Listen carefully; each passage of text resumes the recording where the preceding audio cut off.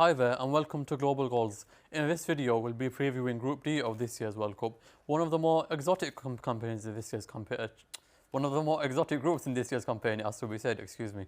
Holders France will be competing against Euro semi-finalists Denmark, African nation Tunisia and outsiders Australia. Joining me to discuss this group and everything entailing it are experts Harry, Ben and first Chris to take you through everything. So Chris, over to you on the first nation in this year's group, and everyone will have a keen eye on this team is France. Yeah, thank you, Owais. A reason they're going to have a keen eye on France because they won the World Cup last time in 2018. It was during that World Cup win that Didier Deschamps set up an exciting and fresh 4-4-2 formation. However, not the sort of 4-4-2 we're used to seeing. The two wide men were used as inverted attacking midfielders in Kylian Mbappe and Blaise Matuidi, the latter usually applying his trade as a holding midfielder. This allowed Matuidi to roam as a free-flowing midfielder, causing Croatia all sorts of problems in their 4-2 final win. It will be interesting to see how things have developed 4 years on, with, on paper, in my opinion, the best squad man for man in the tournament. The perfect blend of experience as well as the exciting flair produced from their youngsters. I believe France could be the third nation to retain the World Cup. What do you think, Owais? Yeah, Chris, as we said, the talent they've got to potentially show this year's tournament is pretty eye-watering and it's scary for everybody else. Harry, what do you think of France's chances? Could they, like Chris said, could they retain the World Cup? It's difficult to see past them, isn't it? Yeah, well, it's always exciting, isn't it, when a team goes into a second tournament favourite once they've already won one. So they're obviously the powerhouse of the tournament alongside a couple of other nations, but they've got that attacking flair, haven't they? Looked, Chris already alluded to Kylian Mbappe. We can't ignore his goal scoring form for PSG and France. He's such an exciting talent in still his young age, and he's already won a World Cup himself. So he's got that. He's got age on his side as well as experience of already winning the tournament. Yeah, look, Ben, Chris and Harry have mentioned there about how positive everything is surrounding France on the pitch.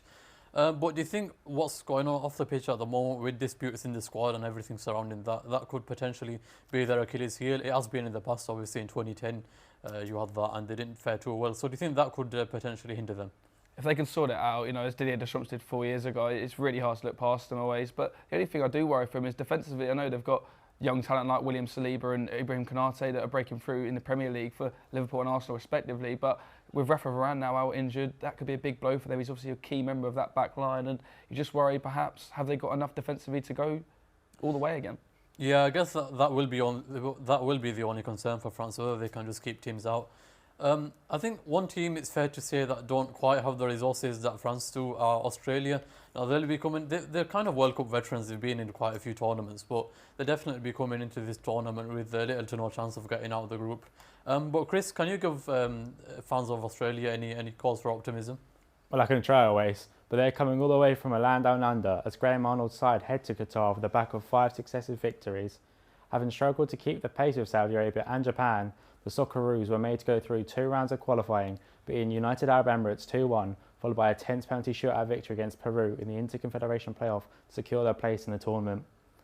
Arnold may be given a selection headache as Andrew Redmayne saved two spot kicks in that decisive fixture, being preferred to national captain Matty Ryan. 5 successive World Cup appearances show the continued upward trajectory by the Australians and stands them in good stead. They have been unable to make it at the group stages at the World Cup since 2006, however, with their performance in Brazil in 2014 being one of their worst, as they failed to win a single game. What do you think of Australia's chances, Owais? Yeah, look, Chris, not to offend any of our Australian listeners, but I really don't see them getting much from this group. You know, even the other teams, I don't know, Ben, you might agree, maybe could they potentially cause an upset against Tunisia, but even with Tunisia, they didn't fare too badly last time out, so do you have any hope for Australia to pick up even a point? It's hard to, when you look at their group on paper. Ways, of course, you've got the European semi-finalists, Denmark, the reigning champions, France. Tunisia, of course, they'd done well 4 years ago, but England fans will see that there is a chance to get at Tunisia. And Australia, they've got a rare of talent, haven't they, with the likes of Matty Ryan. He's got a lot of experience on the stage. Of course, he can, you know, provide some defensive stability, of course, in the net for Australia. But when you look going forward, they have not really got that abundance in talent. They've got Aaron Moy, perhaps. English fans will know all about him from his time at Huddersfield and Brighton, but I do worry for them that they just haven't got enough to really cause trouble to the teams in the group. Yeah, I'm inclined to agree there, Ben, to be honest. Like, Harry, do you agree with what we've both been saying there in terms of they just don't have the goal scoring output that you've got to have at this level? Would you agree? Yeah, I agree completely. I think it is going forward where their issues do lie. I mean, They've not really been a powerhouse of the world in World Cups gone by. Obviously, they've had individual talents like Tim Cahill. Obviously, a lot of people will know about Tim Cahill and what he's done in his time in the Premier League. But I think they're going to have to rely on that sort of individual brilliance. They've got Adrian Hrustic, who won the Europa League last season with Frankfurt, so he knows what it's like to perform on the big stage. Yeah, 100%, Harry. Cheers for that. And look, up next, a nation who I fair to say probably might be outsiders, but they'll stand a bit more of a chance in Australia. They didn't fare too badly last time out. They did obviously lose to England, but they didn't disgrace themselves. So viewers will be pretty familiar with Tunisia. Chris, what can you give Tunisian fans out there? Well, following on from you, Owais, the 2022 Qatar World Cup will be Tunisia's 6th appearance in the competition in the last 44 years, having first qualified back in 1978. After winning 5 of their 8 qualifiers, which saw them top their group, they went on to beat Mali 1-0 over 2 legs, which guaranteed back-to-back qualifications for the World Cup for the first time since 2006. Last time out in Russia, however, the Tunisians managed to finish 3rd place in their group, which included Belgium, Panama and England. Tunisia will be hoping to go further than that this time round, however, and progress to the knockout stages of the World Cup for the first time. But head coach Jalal Kadri's side have only won 2 of their 15 games they've played in the competition, so it's not looking good for the side from Africa. But what do you think, Owais? Do you think they have a chance, Owais?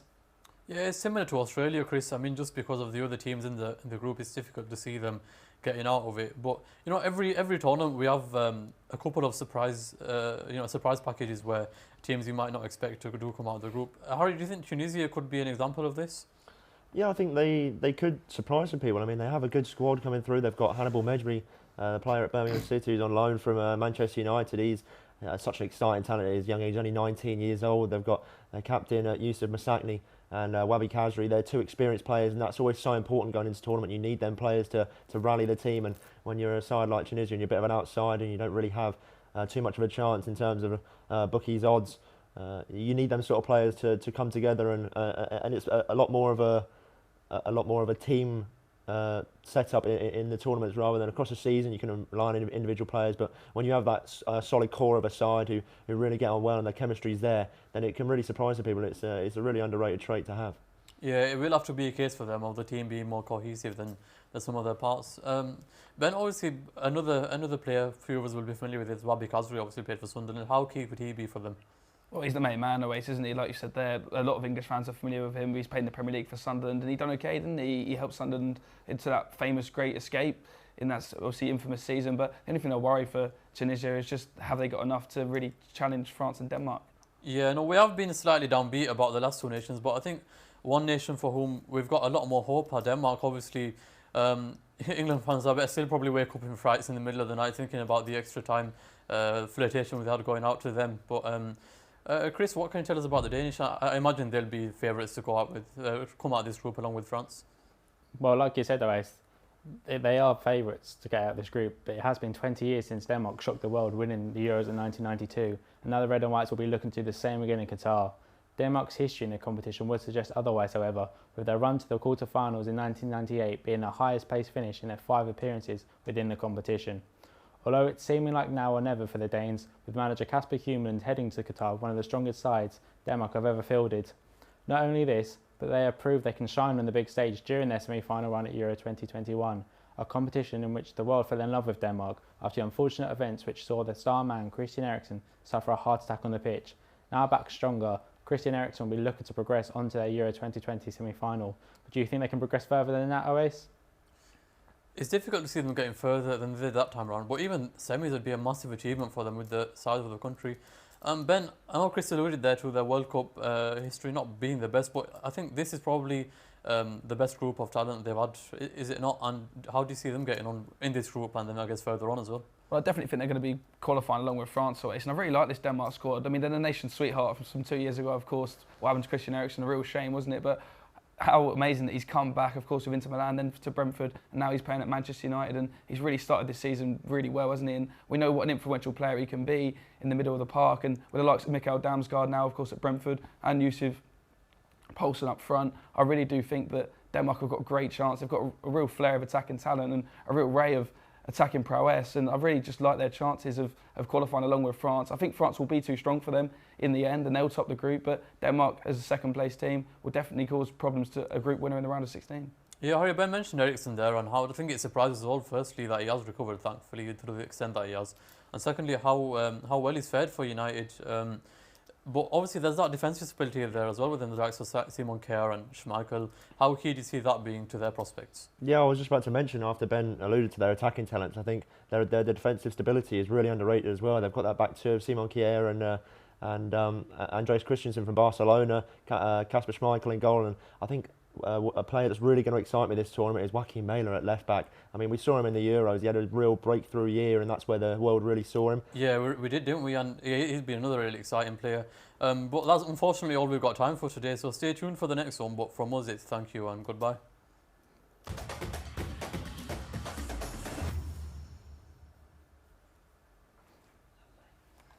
Is it all right, Shane?